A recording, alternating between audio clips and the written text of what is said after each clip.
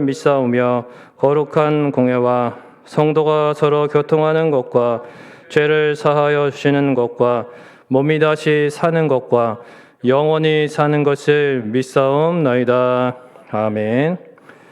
찬송가 432장, 통일찬송가 462장 들으시고 홍혜선 집사님 기도해 주시겠습니다.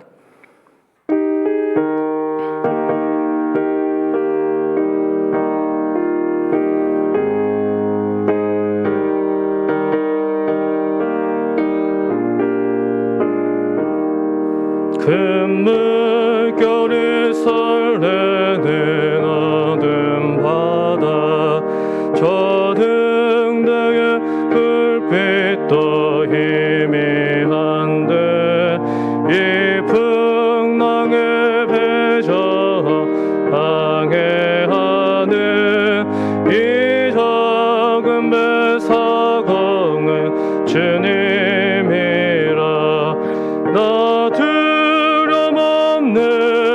두려움 없도다 주 예수님 느껴 계시도다 이 흉흉한 바다를 다 지나며 저 소망의 나라에 이르리라 큰 풍랑이 배를 위협하며 저 깊은 물이 벌려 달려드나 이 바다에 노저 항해하는 이 작은 배 사공은 주님이라 나 두려움 없도다 주 예수님 느껴 계시도다 이 흉흉한 바다를 다 지나며 저 소망의 바다에 이르리라 큰 소리로 물결을 명하시면 이 바다는 고요히 잠자리라 저 동역이 환하게 밝아올 때 나 주 함께 이 바다 건너가리 나 두려움 없도다 주 예수님 느껴 계시도다 이 흉흉한 바다를 다 지나며 저 소망의 나라에 이르리라.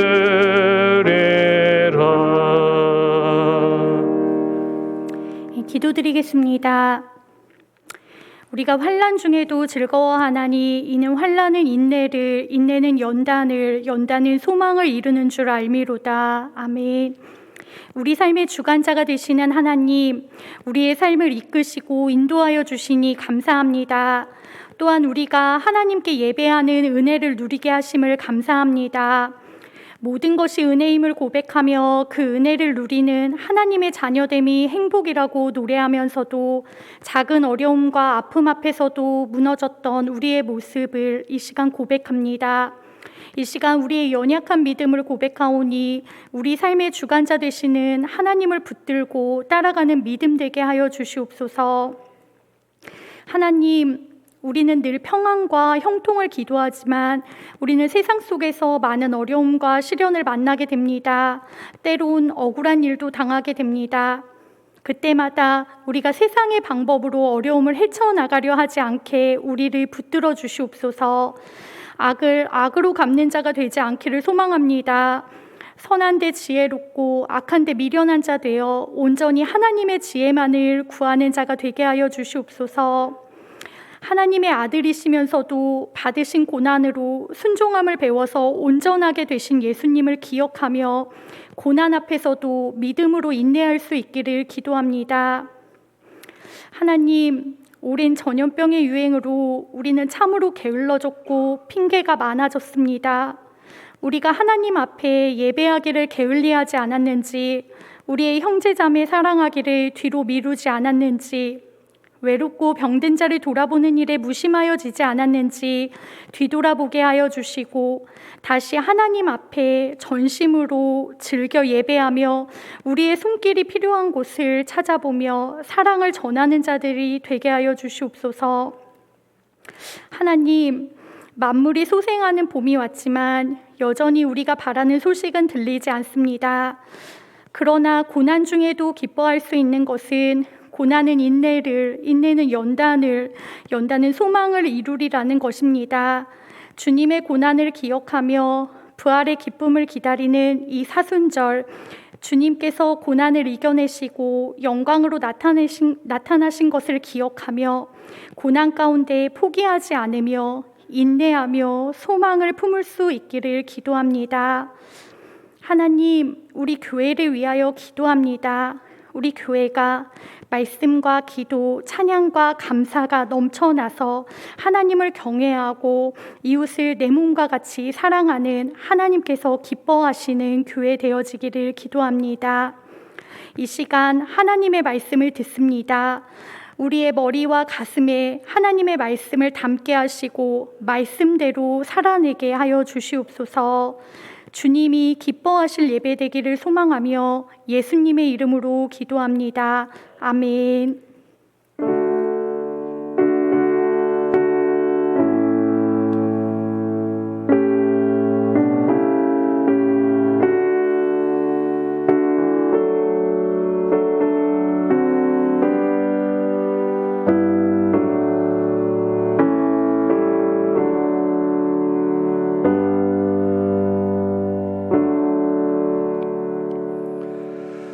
네, 교회 소식은 주보를 참조해 주시기 바랍니다.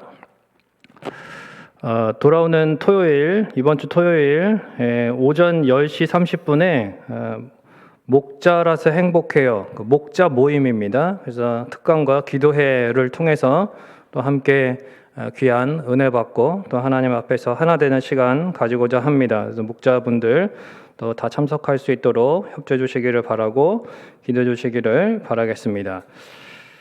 하나님 말씀 보겠습니다. 말씀은 본문을 바꾸어서 사도행전 27장 말씀 볼 텐데요. 27장 27절에서 37절 말씀을 보도록 하겠습니다. 신약성경 사도행전 236페이지 27장 27절부터 37절까지의 말씀을 저 여러분이 같이 합독하도록 하겠습니다.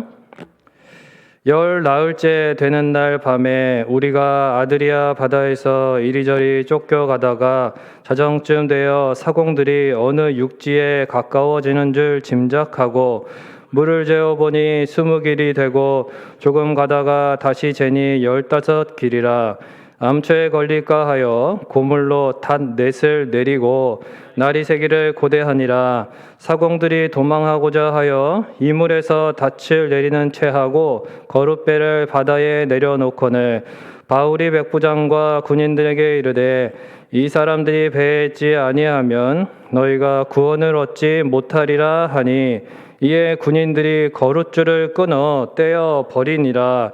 날이 새어가매 바울이 여러 사람에게 음식 먹기를 권하여 이르되 너희가 기다리고 기다리며 먹지 못하고 줄인 지가 오늘까지 열 나흘인즉 음식 먹기를 권하노니 이것이 너희의 구원을 위하는 것이요 너희 중 머리카락 하나도 잃을 자가 없으리라 하고 떡을 가져다가 모든 사람 앞에서 하나님께 축사하고 떼어 먹기를 시작하매 그들도 다 안심하고 받아 먹으니 배에 있는 우리의 수는 전부 276명이더라.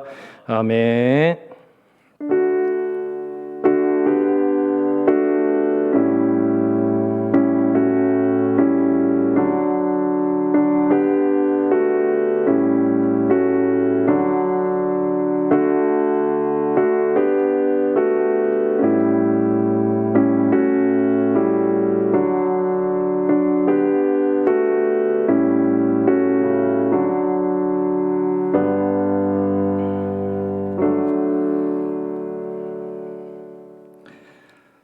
선하시고 인자하신 하나님 아버지, 참으로 은혜와 사랑을 감사합니다. 하나님 앞에 감사한 마음을 가지고 또한 믿음으로 귀한 예물을 올려드립니다. 하나님께서 흠양하시는 향기로운 예물 되기를 원합니다. 또한 하나님, 각자의 상황과 형편 가운데에서 하나님을 향하여 마음과 뜻과 정성을 모았사오니 우리 주님께서 기뻐 받으시고 또한 하나님 나라의 귀한 또한 밑거름으로 사용하시기를 간절히 원합니다. 하나님, 이 시간에 말씀 듣습니다. 하나님 말씀이 하나님의 음성으로 들려지게 하시고 또한 이 어둡고 또한 혼란스러운 시대 가운데에서 밝은 빛이 되게 하여 주옵소서.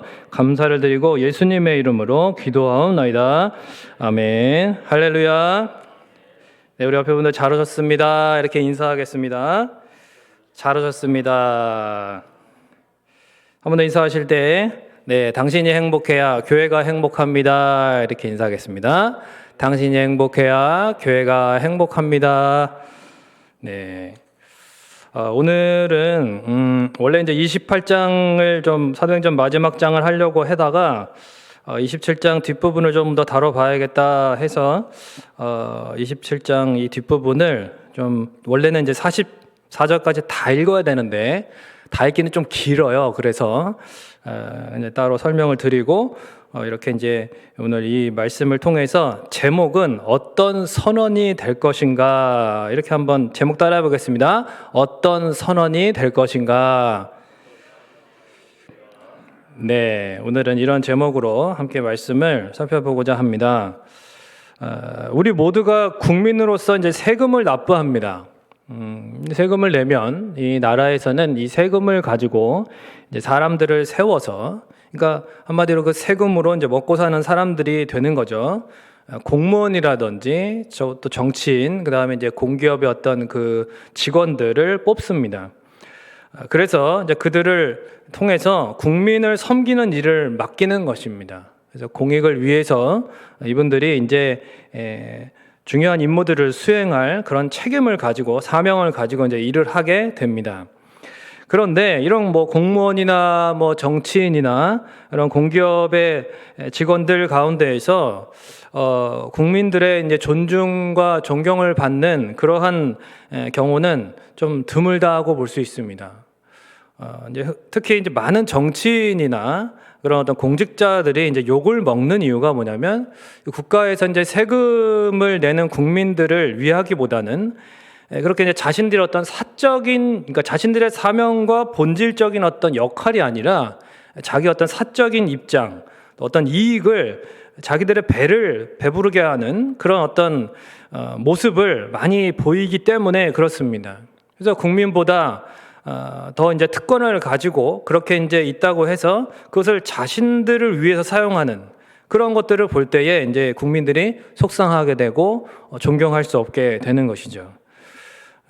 그래서 우리 사회 거의 모든 분야에 걸쳐서 사실은 이제 정직하고 어떤 올바르게 작동하는 부분들을 찾기가 힘들 정도로 오늘날 현대 사회는 참 많은 문제와 어려움들을 가지고 있다, 이렇게 볼 수 있습니다.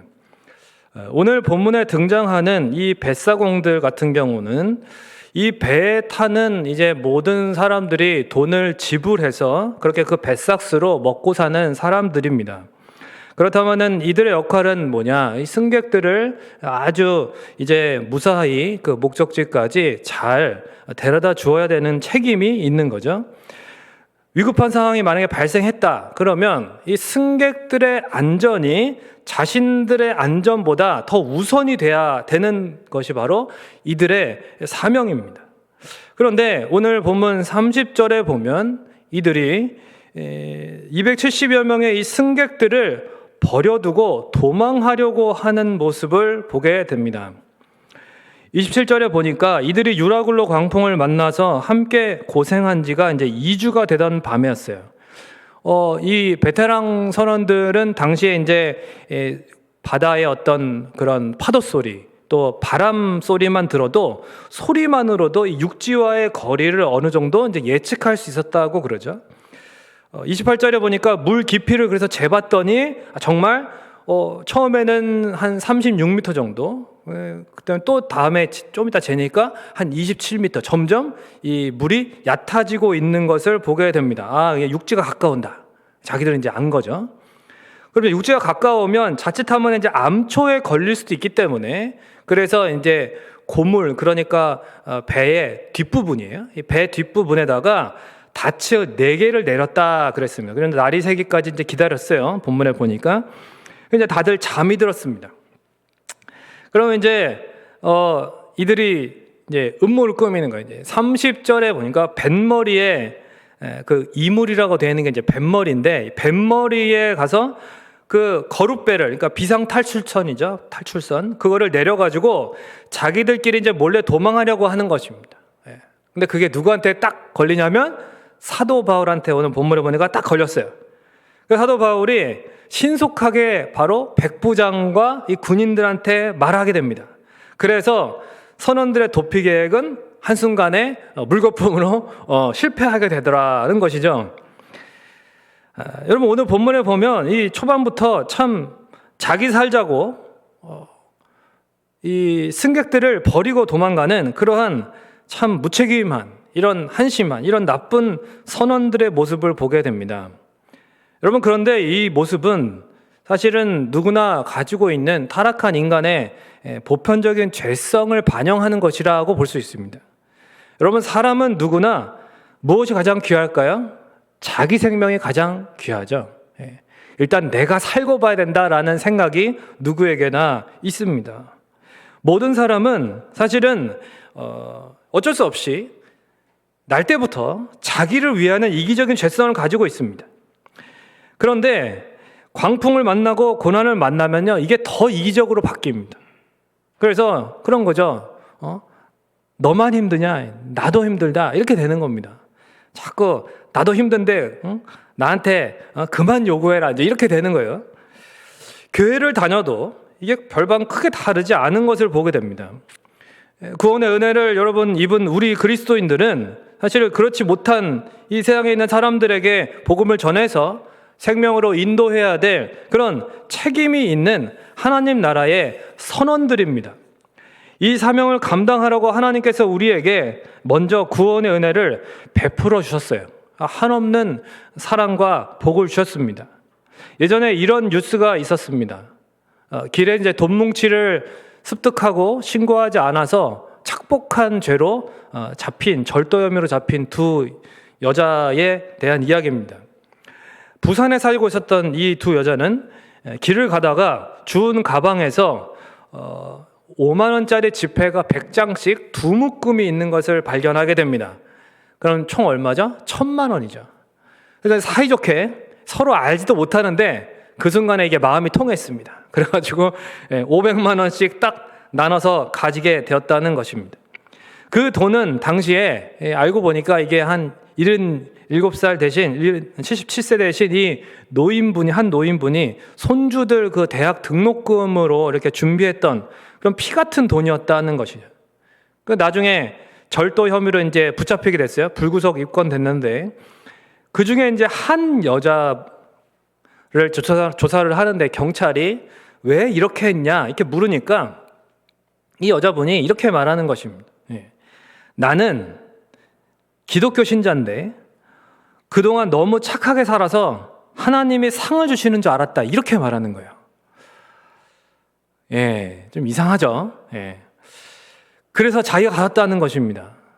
그러니까 길에서 돈 뭉치를 발견한 그런 사람이 그리스도인이라면, 그리스도인이 돈 뭉치를 발견했다면 어떻게 됩니까? 마땅히 이 돈의 그 주인, 그러니까 잃고 상심한 그 주인을 생각해야 되는 것이 정상인데, 이 사람은 그 순간에도 자기에게 하나님이 주시는 상이라는 그런 말도 안 되는 이기적인 생각에 미혹되었다는 것입니다.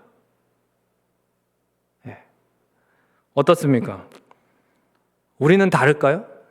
물론 우리가 돈을 주는다고 해서 이렇게 착복했다는 것은 아닙니다. 하지만 우리는 기독교인이라고 이야기하면서도 이기적으로 이렇게 왜곡된 생각을 하는 이 여인의 어떤 이런 이기적인 죄성, 사실은 우리 안에도 있다는 것을 부인할 수 없다는 거죠. 이 남의 얘기가 아닙니다. 마치 그런 거죠. 광풍이 막 몰아칩니다. 어려운 일을 당합니다. 고난을 당합니다. 그럼 우리 어떻게 하냐? 하나님 앞에 울부짖습니다. 도와달라고. 주님이 이번만 도와주시면 막 이렇게 기도합니다. 그런데 정작 위기를 벗어나게 됩니다. 그럼 어떻게 되죠? 금방 또다시 내 중심적으로, 이기적으로 바뀌게 되는 것을 보게 되지 않습니까? 남의 일이 아니라는 거죠, 이게. 32절에 도망하려는 이 선원들의 거룻배, 그 줄을 아예 끊어버렸습니다. 여러분, 우리 안에 도사리고 있는 이기적인 죄성은 이거는 계속 품고 갈 수 없습니다. 끊어버려야 되는 거예요. 매 순간 끊어버려야 됩니다.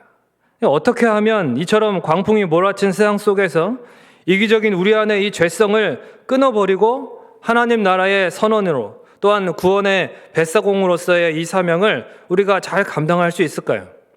오늘 본문에 사도 바울의 모습을 통해서 답을 얻을 수 있습니다.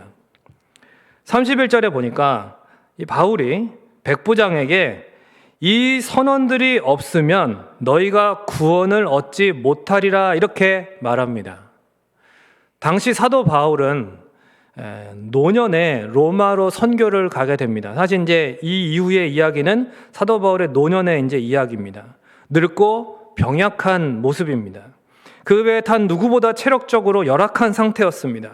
2주 동안 아무도 먹지 못하고 그 배에서 그 광풍으로 인하여 고난을 당했다면 가장 몸이 힘들고 어려운 사람은 사도 바울일 것입니다. 그러나 바울은 하나님에 대한 믿음으로 충만했기 때문에 너희가 구원을 얻지 못한다 이렇게 말을 하게 됩니다. 이게 무슨 말이냐면 사도 바울은 여기서 우리가 라고 말하지 않고 너희가 라고 말했다는 것을 우리가 주목해 보아야 합니다. 자, 사도 바울은 지난 밤에 이미 지난주에 살펴봤던 것처럼 하나님의 사자가 나타나서 무슨 말씀하셨죠? 안심하라를 2번이나 말씀하시고, 그리고 두려워하지 말아라 바울아 그러면서 어디까지 가게 될 거라고요? 로마까지 가게 될 거다. 그리고 로마까지 가는 길에 이 모든 배에 탄 사람들을 다 너에게 주었다라고 하나님께서 하시는 약속의 말씀을 듣게 됩니다. 그러니까 사도 바울은 사실은 사도 바울 개인적으로는 이 선원들이 없어도 로마에 도착하는 데는 전혀 지장이 없다는 확신이 있었습니다. 그러니까 사도 바울은 나는 이미 하나님의 약속의 말씀을 받았고 이 선원들이 없어도 나는 로마로 어떻게든 하나님이 가게 하실 거라는 걸 믿었기 때문에 여기서 우리가라고 말하지 않고 너희가라고 말한 것입니다. 그럼 잘 보세요. 여기서 너희가는 누굽니까? 이 백부장들과 그 다음에 이 나머지 배에 탄 사람들입니다. 자, 그렇다면 이 백부장과 로마 군인들과 이 배에 탄 사람들은 그러면 이 선원들이 없으면 구원받지 못할까요? 아니죠. 하나님의 말씀이 그래서 중요한 겁니다. 하나님이 말씀하실 때 이 배에 있는 사람들을 다 너에게 주었다라고 하신 말의 의미 중에 하나가 바로 이 모든 사람들이 너와 함께 구원받게 될 것이라는 거예요. 살아나게 될 것이다. 이 광풍에 한 사람도, 바울도 그렇게 말했잖아요. 머리카락 하나 상치 않을 거다. 이 중에 한 사람도 죽지 않을 겁니다. 그러면 어떻게 돼야 되겠습니까? 이 선원들이 도망가면 될까요? 안 될까요? 이 선원들이 꼭 필요해서 이 선원들이 아니면 배를 조정할 사람이 없어서가 아닙니다. 배를 고칠 사람이 없어서가 아니에요. 하나님의 말씀에 잘 생각하셔야 되나? 이 모든 사람을 너에게 주었다고 그러셨어요. 이 배 모두를. 그러면 이 선원들이 포함될까요? 안 될까요? 포함되는 거죠. 그럼 사도 바울 입장에서는 이 사람들이 도망가려고 하는 이 한심하고 이기적인 나쁜 놈들이죠. 예, 마음에 들까요? 안 들까요? 마음에는 안 들죠. 그러나 뭐예요? 자기의 개인적인 감정으로 처리할 일이 아닌 것입니다. 저놈들 그냥 가게 냅두자. 저놈들은 그냥 하나님이 저놈들은 구원하지 말았으면 좋겠다. 이게 아니라 이 한심하고 이 이기적이고 이 나쁜 놈들이지만 그래도 저 선원들도 하나님이 구원하시기를 원하시는 그 뜻을 말씀하셨잖아요. 약속하셨잖아요. 그 선원을 포함한 모두니까. 그러니까 이 선원들을 어떻게 해요? 구원해야 되는 거예요. 하나님께서.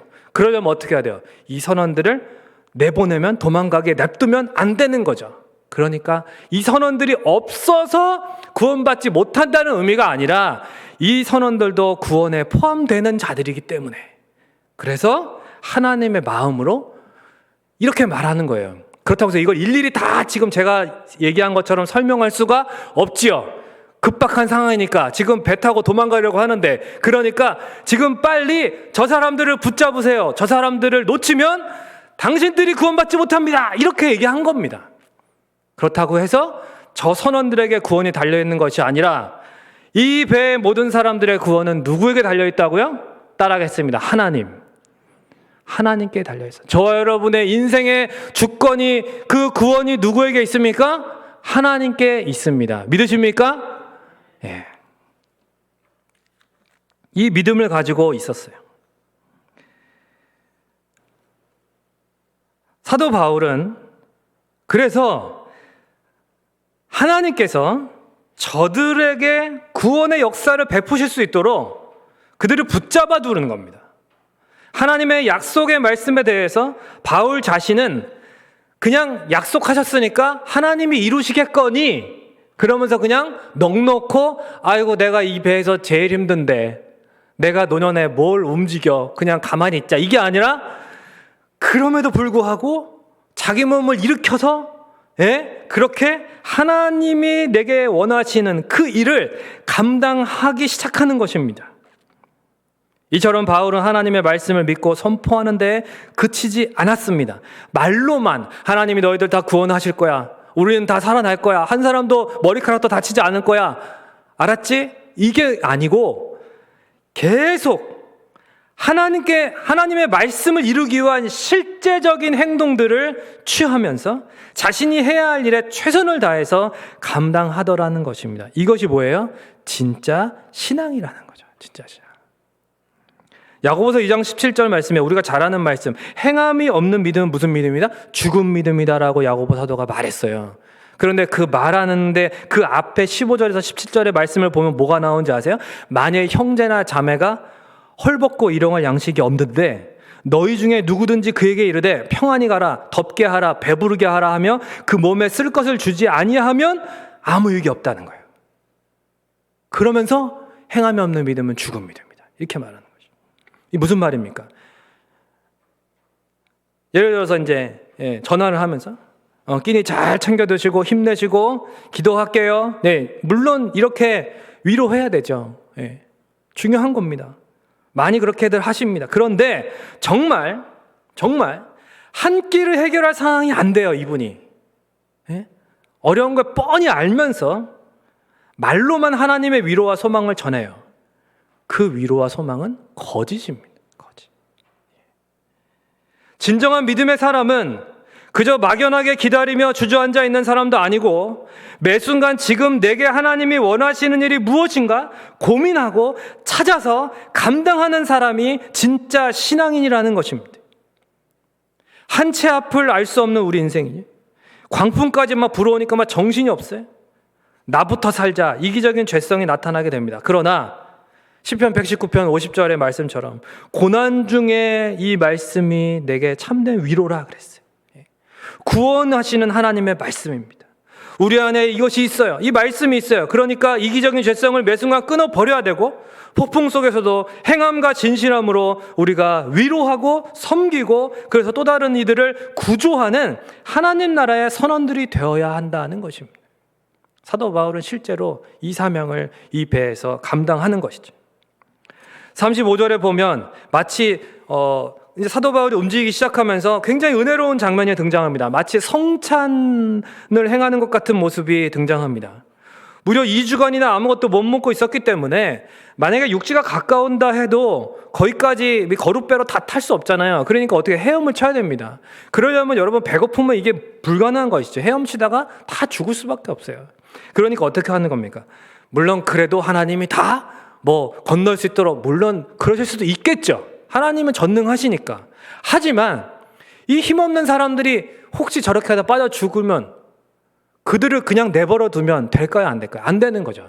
사도 바울이 믿음이 없어서가 아니라 하나님은 하나님의 일을 하시지만 바울은 자기가 할 수 있는 걸 하는 거예요, 지금 배에서. 그러니까 거기서 먹을 거를 갖다가 사람들에게 나눠주는 겁니다. 나눠주기 전에 뭐 한다고요? 하나님 앞에 감사 기도를 드리는 거죠. 마치 예수님처럼. 예수님도 그렇게 하셨습니다. 사실 바울이 감사할 것이 뭐 있습니까? 그 배에서 가장 억울하고 속상한 사람이 사실 바울 아닙니까? 애초에 바울이 이미 다 예고했던 대로 된 거예요. 야, 이거 다 너희들 때문이야. 막 이러면서 사실은 제일 원망해야 될 사람은 바울입니다. 그러나 바울은 사람에게 실망하지 않았습니다. 왜? 사람은 믿음의 대상이 아니거든요. 사람은 섬김의 대상입니다. 따라하겠습니다. 사람은 섬김의 대상이다. 오직 주님만이 믿음의 대상입니다. 누가 고난 중에 감사합니까? 약속대로 이루실 하나님을 믿는 사람. 광풍 속에도 곁에서 지키며 위로하시고 지켜주시는 하나님을 믿는 사람은 감사가 마르지 않는 겁니다. 계속 감사하는 믿음의 사람만이 그래서 다른 사람을 격려하고 위로하고 살릴 수 있음을 이 사도 바울을 통해서 보여주고 있는 것이죠. 예수님의 심장을 가진 성자라는 또한 사랑의 원자탄이라고 불리었던 분이 계십니다. 바로 고 손양원 목사님이십니다. 손양원 목사님은 전도사님 때부터 여수에 있는 애양원에 가서 나 환자들을 돌보는 그런 사랑과 섬김의 삶을 산 것으로 잘 알고 있습니다. 어느 날 손양원 목사님이 나병 환자 아이들과 함께 산으로 소풍을 가게 됩니다. 도시락을 먹는 시간이 됐는데 나 환자 어린이들은 자기들을 너무나 사랑하는 이 목사님이 혹시라도 나병에 걸릴까 봐 걱정을 하는 거예요. 그래서 목사님에게서 좀 떨어져 가지고 자기들끼리 도시락을 먹고 있었다고 합니다. 그런데 손양원 목사님이 어떻게 합니까? 오히려 그들에게 가까이 다가가요. 야, 너희들 거 나도 같이 먹자. 이러면서 같이 나눠 먹. 안 돼요, 목사님, 안 돼요. 막 소리를 질렀지만 목사님은 그들의 도시락을 나누어 먹었고 오히려 그들과 같이 문둥병이 걸려서 애양원에 있는 모든 나환자들에게 주님의 사랑을 전하고 싶다고 기도합니다. 여러분, 문둥병은 나병이라고도 불리는 이 한센병인데 전염성이 굉장히 강하고 요즘에 이제 그 레위기의 새벽에 살펴보았던 것처럼 자주 등장하고 있죠. 그 아주 정말 무서운 병입니다. 예. 오늘날도 쉽지 않은 병이에요. 그 당시에는 얼마나 또 힘든 병이겠습니까? 고치기 힘든. 아무리 비위가 센 사람이라도 한센병에 걸린 사람과 옆에 있는 것을 두려워하고 싫어합니다. 그런데 이 손양원 목사님은 39살의 젊은 나이에 나병 환자들이 머무는 여수 애양원 교회에 목사로 부임하게 되어서 일생을 이 나병 환자들과 함께 보내기로 결심하고 나중에 이제 북한 공산당에 의해서 순교하시기 전까지 실제로 그곳에서 끝까지 사역하셨습니다. 심한 병마와 투쟁 가운데에서 눈을 잃은 사람들, 또 손이 다 골마서 절단한 사람, 얼굴이 염증으로 다 뭉개진 사람 등 부모도 포기하고 가족들에게조차 버림받고 온 사람들을 목사님은 사랑으로 품었습니다. 병이 심한 환자들의 방은요, 그 진물, 몸에서 나온 진물과 핏자국, 그리고 고름 같은 것들로 엉켜 붙어서 있었답니다. 그래서 보호복과 마스크는 기본이고 신문지를 여러 장 깔고 그렇게 들어가야 되었지만 손양원 목사님은 서슴지 않고 들어가서 맨손으로 방바닥을 닦고 그곳에 앉아서 그 환자의 목을 껴안고 이마에 대고 기도해 주었고, 그리고 기도 후에는 그 환자들과 직접 음식을 나누어 서슴없이 먹으면서 그들의 몸을 씻겨주기도 하고 상처난 손과 발을 싸매어 주었다는 것입니다. 손양원 목사님은 말로만 하는 사랑이 아니라 온몸으로 부딪혀 그들을 사랑했으며 자신이 보여준 사랑보다도 오히려 자신이 그들에게 사랑받고 있다는 사실에 더 감사했다는 것입니다. 내가 이들에게 오히려 사랑받고 있다니, 섬김받고 있다니. 이런 손양원 목사님을 기억하는 어느 나병 환자가 이렇게 말했습니다. 몸에서 진물이 떨어져 가지고 방바닥에 있고, 그래도 우리 목사님은 꼭 들어오셔 가지고 그런 환자들을 안고 기도하고 그러면서 차라리 나도 너희같이 이런 병이 들어서 마음 놓고 이런 데서 함께 살면 좋겠다 그랬는데, 어떤 남자 환자 한 명이 다리에 상처가 나서 아무리 치료를 해도 안 나으니까 세상에 목사님이 입으로 그 상처에다 대고 그 고름을 빨아냈지 뭐야, 이렇게 말한 거예요. 이 손영원 목사님의 이야기는 정말 많은 사람들의 가슴을 심금을 울리는 그런 깊은 은혜가 있습니다. 우리 섬김의 기준이 뭔가요? 여러분, 우리가 하나님 앞에 순종한다고 하는 것, 우리가 하나님을 믿는다고 할 때에 그 어떤 척도가 바뀌어야 되지 않을까 하는 것이죠. 여러분, 예수님의 심장을 가지고 살아간다는 것은 무엇일까요? 진정 예수님을 닮는다는 것은 무엇인가 하는 것입니다. 저와 여러분은 정말 예수님을 닮아가고 있습니까? 이렇게 전해 들은 이야기만으로도 우리에게 신앙적인 큰 감명과 은혜를 주는데, 진정 그러한 그 손영원 목사님의 삶을 옆에서 지켜본 그 많은 나환자들은 얼마나 더 큰 감명을 받고 이 손영원 목사님을 통해서 정말 예수님의 사랑을 느꼈을까 하는 것이죠. 33절 이후에 사람들을 먹이고 격려하는 이 바울의 모습에서도 우리는 예수님의 모습을 보게 됩니다. 너무나 저는 이 바울의 모습을 보면서 참 감동스럽다, 정말 예수님 같다라는 생각을 하게 됐어요. 마치 손영원 목사님에게도 그랬던 것처럼 이 바울에게도 예수님이 보이는 것입니다. 단지 고난에 처한 모습뿐만 아니라 고난 중에 오히려 다른 이들을 돌보시는 모습, 똑같아요. 예수님의 모습과 똑같은 겁니다. 바울은 정확하게 예수님을 보여주는 삶을 살았고, 그런 바울의 삶을 통해서 당시 배안에서 유독 백부장이 그 모습을 주목하게 됩니다. 그래서 바울을 살려주고자 했던 것입니다. 여러분, 본서를 기록한 누가도 이 배에서 축사하고 떡을 나누는 모습을 통해서 더욱 이 바울을 예수님과 겹쳐지게 지금 기록하고 있는 것을 보십시오. 떡을 떼고 축사하고 나누었다. 이건 예수님이 하시던 모습을 그대로 하는 것입니다. 그리고 수대교회 성도들도 그 모인 자리에서 주님이 행하신 것처럼 그렇게 함께 나누는 거죠. 고난 중에서 예수님을 신실하게 따르는 참된 그리스도인은 예수님을 보여주게 되어 있다는 것입니다.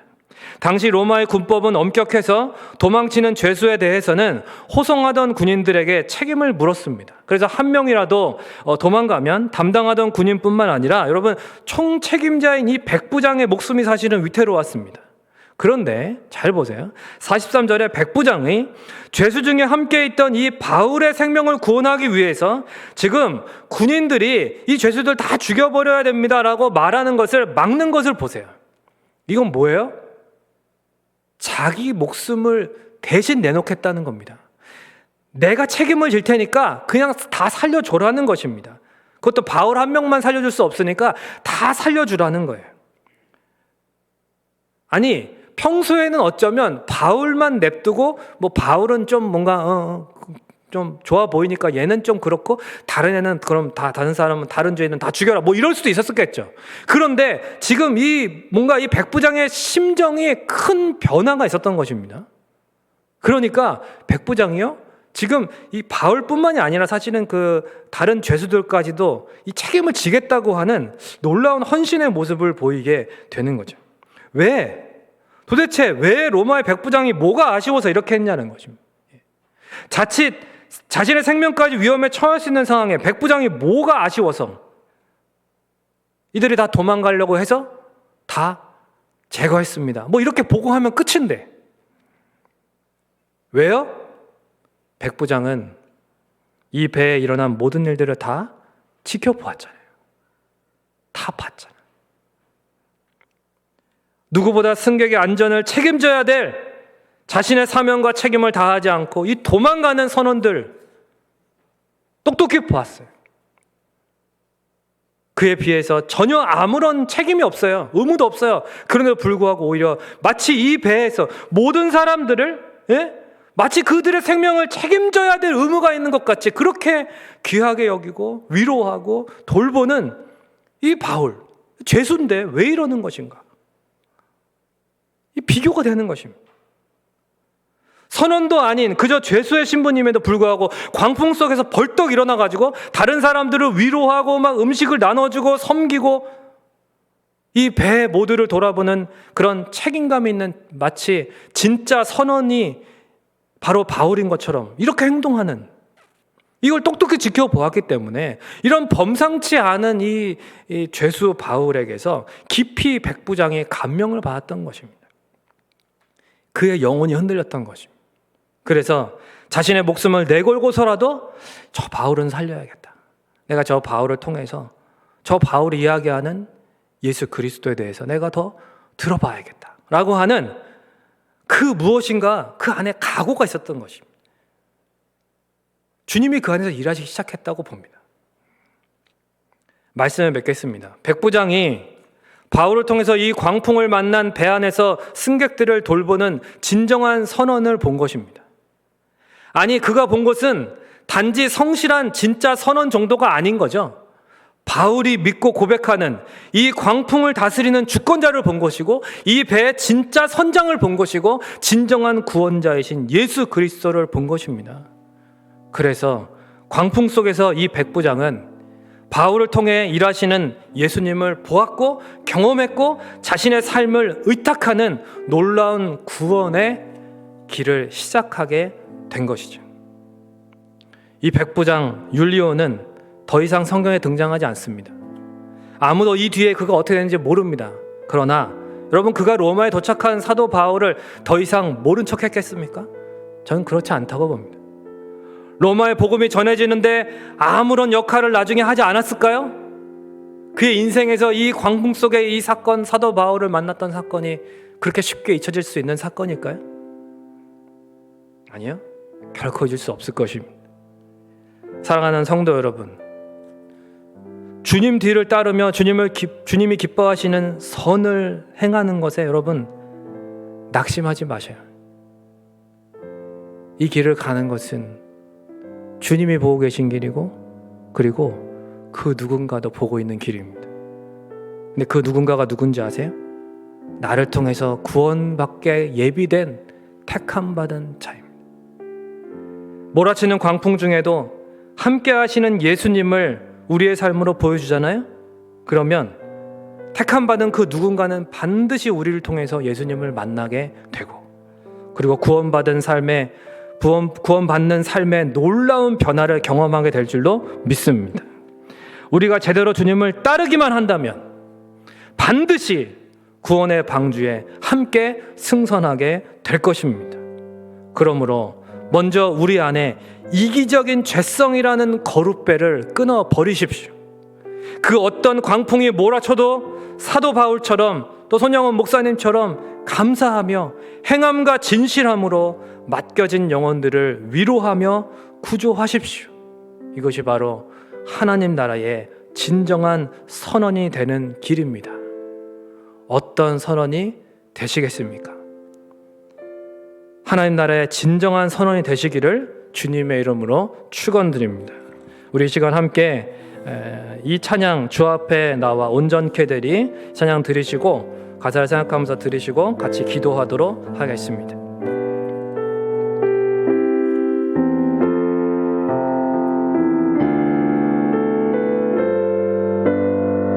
주 앞에 나와 주 앞에 나와 제사를 드리네 마음 열어 내 삶을 드리네 주를 봅니다 끝없는 사랑 나 회복시키네 다시 한번 주 앞에 나와 주 앞에 나와 제사를 드리네 마음 열어 내 삶을 드리네 주를 봅니다 끝없는 사랑 나 회복시키네 이제 눈 들어 이제 눈 들어 주 보는 그 능력 날 새롭게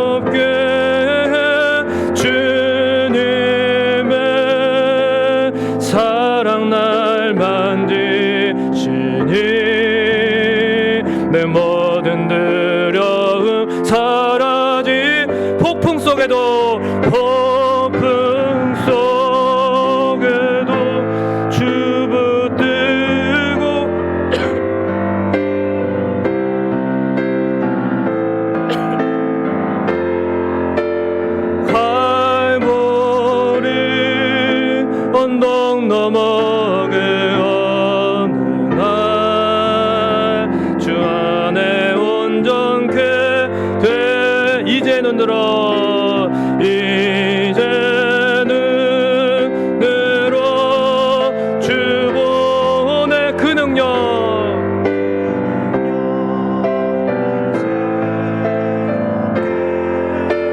주님의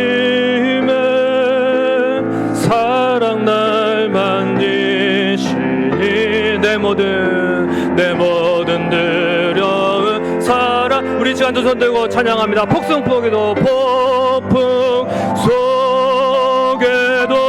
주 붙들고 믿음으로 주와 건네 갈보리 언덕 넘어 주 안에 온전케 되리. 자, 같이 한번 기도하겠습니다.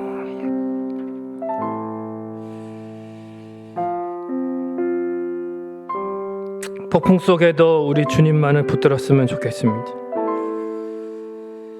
주님이 함께 계시지만 우리의 믿음의 눈이 크게 떠지지 않은 것이 문제인 것 같습니다. 믿음의 눈을 들면 주님이 보이십니다. 모든 세상 사람들이 자기 역할을 뒤로 하고 자기 자리를 떠나고 이기적으로 변한다 할지라도 우리 그리스도인들만큼은 오히려 마치 모든 생명을 책임질 자와 같이 그렇게 구조하려고 애쓰는 사람이어야 되는 것이죠. 하나님 나라의 진정한 선원입니다. 이 배의 진짜 선장이, 이 광풍을 다스리는 주권자가 우리를 하나님 나라의 선원으로 우리를 부르셨습니다. 이 사명을 좀 잘 감당했으면 좋겠습니다. 주님, 우리 안에 이 믿음 주시고 주님만을 바라보면서 주님, 우리 안에 이기적인 죄성을 버리고 또한 행함과 진실함으로 영혼들을 위로하며 구조하는 진정한 하나님 나라의 선원이 되게 하옵소서. 자, 같이 한번 통성으로 기도하겠습니다. 좋으신 아버지 하나님, 은혜와 사랑하여 감사합니다. 폭풍이 몰아치는 이 세상을 우리가 살아가고 있습니다. 하나님 아버지, 이 땅 가운데, 하나님 아버지, 이 항해 가운데, 하나님 아버지, 우리가 어떻게 살아가야 할지 때로는 막막하고 어려울 때가 너무나 많지만은, 그러나 우리 주님이 곁에서 우리에게 위로하시고 먼저 우리에게 말씀하시고 우리에게 가르쳐 주십니다. 날마다 말씀을 통해서 우리의 사명을 고취시키시고 우리가 갈 길을 알게 하시는 주님으로 인하여 감사를 드립니다. 곁에 계신 주님이 우리를 위로하고 계신데 우리를 곁에서 힘을 북돋아주고 계시고, 내가 너를 지킨다, 안심하라, 두려워하지 말아라, 내가 끝까지 너와 함께 할 것이다, 너를 목적지까지 반드시 인도할 것이다, 이들을 다 너에게 주었다라고 말씀하셨는데 그 주님의 말씀을 붙들고 일어나기를 원합니다. 믿음으로 주 붙들고 주와 함께 걷기를 원합니다. 주와 함께 험난한 항해를 헤쳐나가기를 원합니다. 주님, 우리를 사용하여 주시옵소서. 폭풍 속에서 주님만을 바라보게 하시고, 주님, 우리가 모두가 이기적으로 변한다 할지라도 하나님, 우리만큼은 참으로 우리 안에 이기적인 거룩배를 다 끊어버리게 하시고, 하나님 아버지, 오직 주님만을 바라보며 하나님 아버지, 우리에게 맡겨진 영혼들을 하나님 구조하고 그들을 위로하고 행함과 진실함으로 섬기는 하나님, 진정한 하나님 나라의 선원들이 될 수 있도록 우리를 사용하여 주시옵소서. 하나님, 험악한 시대 가운데 하나님이 끝이 언제 날지 알 수 없습니다. 그러나 이 광풍은 반드시 지나갈 줄로 믿습니다. 우리는 우리의 할 일을 하게 하시고 주님, 이 사명을 잘 감당할 수 있도록 주님 먼저 우리에게 말씀의 능력과 위로와 소망으로 충만하게 하여 주시옵소서. 감사를 드립니다. 예수님의 이름으로 기도하옵나이다. 아멘. 좋으신 아버지 하나님, 은혜와 사랑을 감사합니다. 모두가 자기의 자리, 자기의 책임을 뒤로 할지라도 우리만큼은 우리의 이기적인 거룩배를 다 끊어버려야 될 줄로 믿습니다. 정말 주님만을 바라보게 하시고 폭풍 속에도 주만 붙들고 믿음으로 주와 함께 이 광풍 속에서 감당해야 될 일들을 감당하게 하여 주시옵소서. 사도 바울은 행함과 진실함으로 예수님을 보여주었습니다. 주님, 우리가 이 시대에 우리 그리스도인들이 예수님을 보여주었으면 좋겠습니다. 주님, 우리가 예수님을 보여주는 삶을 살기를 원하는데 우리 안에 이기적인 죄성을 먼저 회개하고 끊어버려야 될 줄로 믿습니다. 우리를 정결하게 하시고 우리 안에 주님의 마음 주셔서 하나님, 참으로 주님께서 걸어가신 그 길을 진정 따르기만 한다면 주님이 우리를 통해 예수님을 만나게 하시고 반드시 구원의 방주에 함께 승선하는 은혜를 주실 줄로 믿습니다. 주님, 우리를 하나님 나라의 진정한 선원으로서 이 시대의 영혼들을 위로하고 구조하는 자로 사용하여 주옵소서. 감사를 드리고 예수님의 이름으로 기도하옵나이다. 아멘. 하늘에 계신 우리 아버지여, 이름이 거룩히 여김을 받으시오며 나라에 임하옵시며 뜻이 하늘에서 이루어진 것 같이 땅에서도 이루어지이다. 오늘날 우리에게 일용할 양식을 주옵시고 우리가 우리에게 죄 지은 자를 사하여 준 것 같이 우리의 죄를 사하여 주옵시고 우리를 시험에 들게 하지 마옵시고 다만 악에서 구하옵소서. 대개 나라와 권세와 영광이 아버지께 영원히 있사옵나이다. 아멘.